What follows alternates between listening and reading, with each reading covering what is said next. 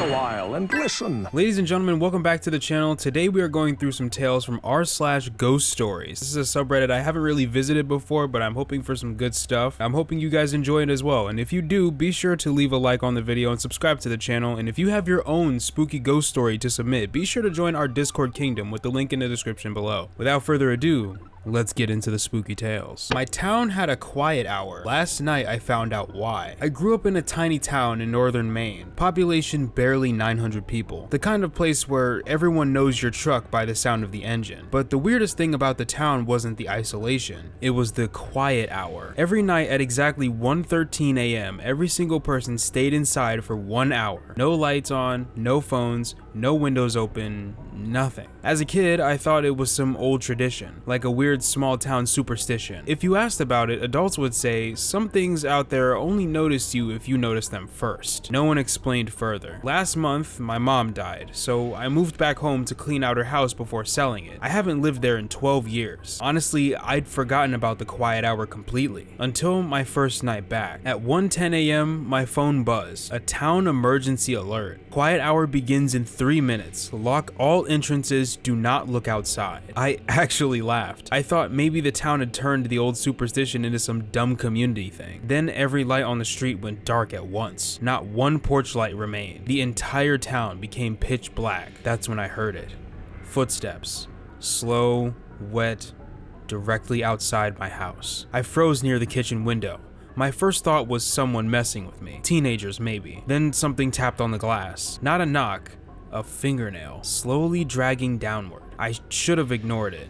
Everyone always said not to look outside during quiet hour. Instead, I peeked through the blinds. There was a woman standing in my front yard. At least, I think it was a woman. She wore a long gray dress soaked black at the bottom like she'd walked through deep water. Her hair hung over her face completely. But what made my stomach drop was her weight. She was impossibly tall. Her head nearly touched the low tree branches over my yard, and she was perfectly still. Then my phone buzzed again. Another emergency alert. Do not let them see you watching. The second my screen lit up, the woman's head snapped toward my window. I ducked immediately. Then came the sprinting. Not toward the house, around it. Fast footsteps circling the walls over and over. I heard fingernails scraping the siding, windows rattling, something laughing softly right outside my bedroom wall. I stayed curled up on the kitchen floor trying not to breathe. Then I heard my mother's voice upstairs. Eli? I stopped cold. My mom had been dead for 3 weeks. Eli, come upstairs, honey. Exactly her voice. Perfectly. A floorboard creaked above me. Something was walking through the hallway. I almost answered automatically. That's the scary part. For half a second, my brain genuinely believed it was her. Then I remembered something that my grandfather told me when I was little. They only sound human when you're lonely. The footsteps stopped directly above me. Silence. Then, a single whisper right beside the kitchen window. He looked at me. Not you, he, like it was talking to someone else. Suddenly, every dog in town started screaming. Not barking, screaming, and from somewhere outside, dozens of footsteps began running through the streets all at once, and I don't remember much after that. I hid under the kitchen table, covering my ears until the sunlight came through the curtains. At 2:14 a.m. exactly, everything stopped. No footsteps, no whispers, nothing. The next morning, the town acted completely normal. People waved at me. The diner opened at 6. Nobody mentioned the night before. Finally, I asked the cashier, an old woman named Ruth, what the quiet hour actually was. She stared at me for a long time before answering. Then she quietly asked, "You looked outside, didn't you?" I didn't answer. Her face went pale immediately. She reached under the counter and handed me a folded piece of paper. On it was a list of names, hundreds of them. Every person in town who had ever looked outside during the quiet hour. Next to each name was a date, and beside some of the dates was a second note written in red ink. Heard their family afterward. I found my grandfather's name near the bottom, then my mother's. Before I could ask anything else, Ruth whispered, "You need to leave town before tonight." I asked her what happens if I stay. She looked toward the dark woods behind the diner windows and said, "They start talking to you during the daytime." That really does just kind of sound like some creepy anomaly. It's something completely made up. Getting actual emergency alerts for it and everything, and then having every light in the town shut off at once. Imagine looking or being outside while that is happening and then just complete darkness all at the same time. That would be extremely freaky. Very clearly, hearing your family members who have passed on is probably one of the most terrifying things that could ever happen to you. Because like it says in the story, it will actually trick your brain into believing believing that it's legitimately them before realizing that they're long gone. That list of names is also really unsettling. Every person in town who had ever looked outside with a date attached to it. Imagine the date on that list for this person's mother's name was the day that she died. That would be insanely freaky. A wholesome ghost story. So, when I was in college, many years ago, I used to go for runs really late at night / early in the morning when I would get off work. Not the safest, I know, but I was familiar with the neighborhood. I knew someone on every block and I switched up the route every day. Anyway, after doing this for many years, you get familiar with the normal late night neighborhood scene. I knew what cars parked where, what parts of the sidewalk jutted up unexpectedly, who left their porch lights on, who walked their dog really late, who left their TVs glowing, etc. Anyway, there was this one route I didn't take often because it was the longest, and after a 12-hour long shift, I wasn't always up for it. But whenever I did, I knew that I would happen upon this chick and her yellow lab outside her house. Respectfully, to not freak her out, I always crossed to the other side of the street and gave her a friendly wave to let her know that I wasn't an axe murderer or something. She never waved back or really acknowledged me, and usually by the time I'd reached the corner, they'd already retreated inside. I didn't think much of it beyond that. At least, that is, until now. My mother is a landscape designer, and she still lives in our old hood. She was talking to me the other day and she says that she's designing for that house. I know it's that house because it's really cute and it's directly across the street from the park. So naturally I asked about the girl that lived there because I always assumed she was a nurse because she was always wearing scrubs when she walked her dog. My mom said she didn't know, but the people were elderly, so she figured maybe I was referring to the previous owner. Yeah, sure. Great, people move. That totally makes sense. My mom calls me up the other day. First thing out of her mouth, what did that chick look like? I asked her to be more specific, as we talk all the time and I bitch about a lot of people, many of them chicks. And she says, the one you used to see on your runs, outside the house I'm designing. I then went on to describe her as follows, because I remember her vividly. Brown hair, probably medium length, often in a bun or ponytail, usually wearing pink or blue scrubs, lean build, not much taller than me, and probably early to mid-20s back when I saw her. My mom was quiet for a minute, then she finally said, so this couple I'm designing for, they're in their 80s, and they had a daughter that was a nurse, who passed away in a car accident on her way home from work when she was 25. My heart dropped out my asshole. My mom continued, that was in 1999. Her name was Megan, and she had a yellow lab named Simon that she walked every night when she'd get home from her late shift at the hospital. To clarify, in case you were experiencing some confusion, I was but a wee lass in 1999, and these runs I was taking spanned from like 2009 to 2013. My mom said that the lady told her that she used to leave her porch light on so her daughter could see her way up to the house easier when she got off from work. Then, when Megan got home, she would take Simon out, and when she was done, she'd shut the light off to signify to her parents in the morning that she had gotten home safely. The dog had been taken out, and she was asleep upstairs. She told my mom that for a short while after her daughter's death, she would turn the light on out of habit, and she would come out in the morning and it would be off. She said that her husband convinced her that her mind was playing tricks on her and she never actually turned the light on to begin with, but she said that she always felt like that was her daughter's way of telling her that she was still there with them. Anyway, she thanked my mom and told her to pass along her thanks to me, and my mom and I had a really solid sob session. And now we're trying to settle on a good way to communicate with each other from the beyond, because we feel that a full body apparition is a tall order in the afterlife. So if you have suggestions, feel free to let me know. I'll just be over here contemplating my sanity and whatnot. I always really liked the idea of any afterlife spirits messing with or leaving signals in the real world of their presence. This one is surprisingly wholesome, actually. Even though it is tragic what happened to Megan, like the car accident and everything like that, the fact that there's still signals that she's still with them, that she still does the whole thing with the lights just to let her parents know that she's safe, it can kind of have a double meaning in this way. Safe in the way of upstairs inside the house asleep versus safe in the afterlife, safe in a good place. I bet every time that OP took that running route, they probably didn't feel the same after that. Like, they definitely felt some kind of chills. They definitely felt some kind of way after seeing that figure to find out that that person is just a ghost or is not alive anymore. I would definitely feel some kind of way about that. I would definitely feel creeped out.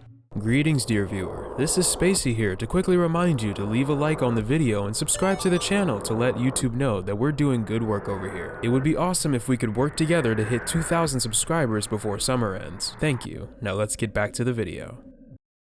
The thing that appeared when I decided to end it all. This story is a true experience told to me many years ago by an old male friend whom I haven't seen in over a decade. Here, I'll call him Michael. Michael had been running a small home security company with his wife for about 8 years. The business had finally begun to get on track with a bank loan approved. Just then, his wife, who had supported the company as a managing director, was killed in a car accident. After that, Michael could no longer focus on his work. Even knowing it was wrong, he started blowing off meetings, spending his days staring at his wife's photo and drinking until the day was over. He had completely fallen apart, living like an empty shell. Eventually, his business plan collapsed, the bank cut off his loan, and he shut himself in at home, leaving the office abandoned. By the time he realized it, both the debt and the company were beyond saving. And then he decided to end his own life. With his beard grown out, Michael went to a hardware store and bought the thickest rope he could find. Back at home, he went down to the basement, tied the rope to an exposed steel beam in the ceiling, and climbed up on a chair. When he put the rope around his neck, he felt far less fear than he imagined. All it would take was kicking the chair and everything would be over. He thought vaguely that stories about your life flashing before your eyes or needing the courage to die were nothing but fiction, and he gave a bitter laugh. As he glanced down at the chair again, ready to finally die, he noticed something in front of him. He thought to himself, "Alright, time to die," and looked at the chair. But just as he was about to do it, he realized something was standing there. It was small and distorted, barely 3 heads tall, something not of this world. Long, greasy hair hung down, and through the strands he saw round, bloodshot eyes that never blinked. Its mouth stretched unnaturally wide into a devilish grin. At that instant, a single word flashed throughout his mind. It just stared at the chair Michael was standing on, and he could clearly feel its pitch-black malice, as if it were silently urging him to fall. Stunned, mouth open, he stared back in disbelief. The thing seemed to realize it was being seen, and their eyes met. It, too, looked startled that he could see it. The corners of its mouth dipped briefly, and then returned to its sly grin. "Mind if I take the kid if you're going to die?" it said, in a voice like a middle-aged man's, sounding almost pleased. Unable to comprehend the situation, he blurted out, "I'm not going to die," and in that instant realized the horror of what he was about to do. He still had a 5-year-old daughter. Since his wife's death, his in-laws had been taking care of her for a while, seeing how he could no longer manage anything. You might think he was a terrible father, but losing his wife so suddenly had truly broken him. For the first time in a month of isolation, he remembered having left his daughter in his wife's parents' care. He pulled the rope from his neck and stepped down from the chair. He heard a sharp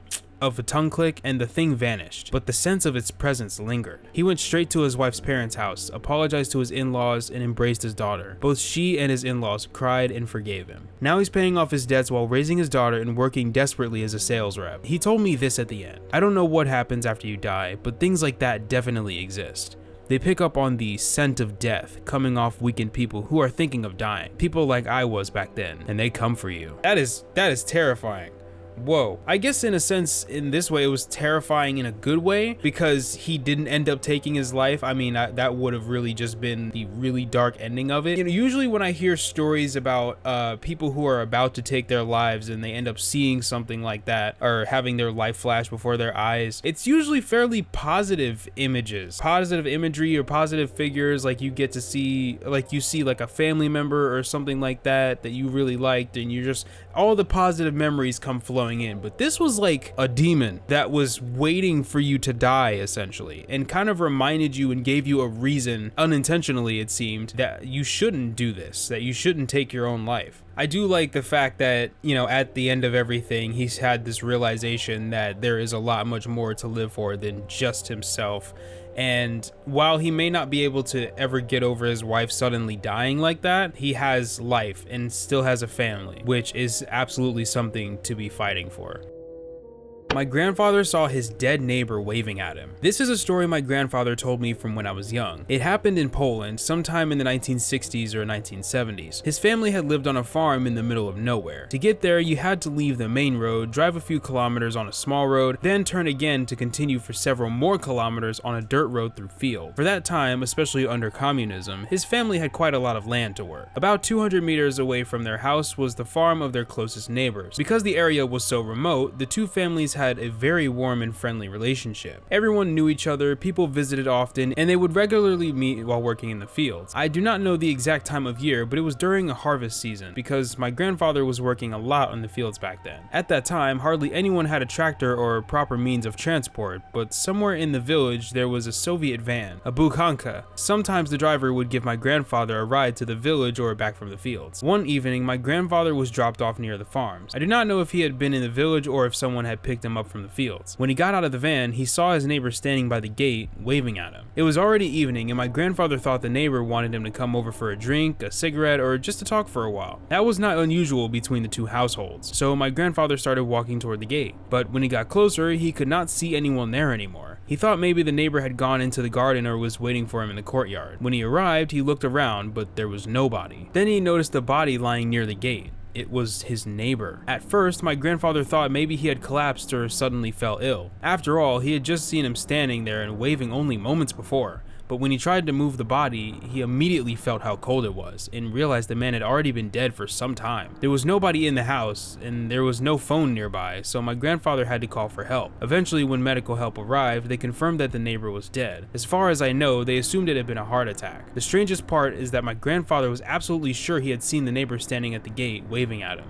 But by the time he reached him, the man was already dead and cold. My granddad died in 1999, so unfortunately I can't ask him for more details. I guess that kind of circles back to figures in the afterlife giving signs to people who are still living that something is going on or that they're still there in a way, something has happened. The dead neighbor waving his arms over to the grandfather to get him to kind of signal to come over to see that something has clearly gone wrong, to tell somebody, or at least the way I can interpret it, that the spirit was very strong. That presence or that death was very strong, and it would have required some kind of attention in order to really have it be known that the neighbor had passed away. I get the feeling that his neighbor wanted someone to find him so he wouldn't be there on the ground for too much longer so that he could rest easy. Yeah, that's basically what I was saying. Ladies and gentlemen, that's going to do it for r/ghost stories. If you like what you saw, be sure to like and subscribe to the channel. Let me know down in the comment section below what your favorite ghost story was. And like I said, if you have your own ghost story to submit, be sure to join our Discord kingdom with the link in the description,